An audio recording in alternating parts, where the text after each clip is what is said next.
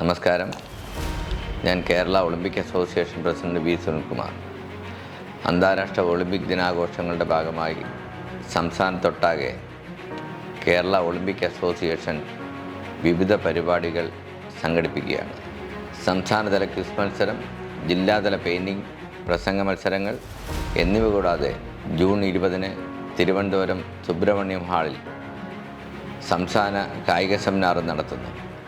ദിവസങ്ങൾ നീണ്ടു നിൽക്കുന്ന ആഘോഷങ്ങളുടെ പരിസമാപ്തിയിൽ ജൂൺ 23 വൈകുന്നേരം 4 മണിക്ക് മാനവീയം വീതി മുതൽ സെൻട്രൽ സ്റ്റേഡിയം വരെ ഒളിമ്പിക് ഡേ റൺ സംഘടിപ്പിക്കുന്നു.